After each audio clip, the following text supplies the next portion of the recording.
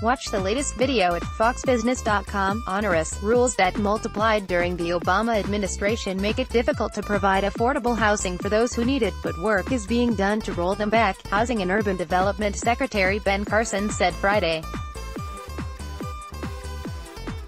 The affirmative, fair housing rule is part of the Fair Housing Act of 1968, and a few sentences that simply say that if you're receiving federal money, you have an obligation to attempt to further fair housing, Carson told Fox Business Stuart Varney.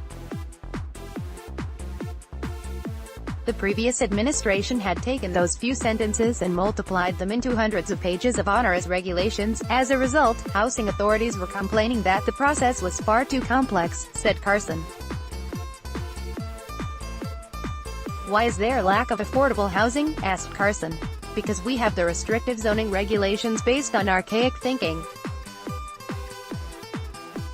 The National Multi-Housing Council has said that over 30% of the cost of multifamily housing is regulations.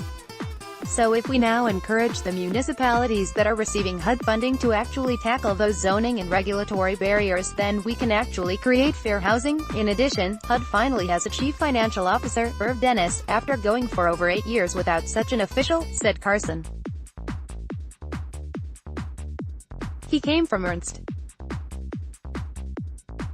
He's got us now and is making the regulatory changes to run this thing like a business and not a bureaucracy. Politics. Onerous rules that multiplied during the Obama administration make it difficult to provide affordable housing for those who need it, but work is being done to roll them back, Housing and Urban Development Secretary Ben Carson said Friday. The affirmative fair housing rule, Ben Carson, affordable housing, deregulation 250 Friday the 17th of August 2018 3:48 p.m. 2018-4817 Friday the 17th of August 2018 3:48 p.m. Newsmax Inc.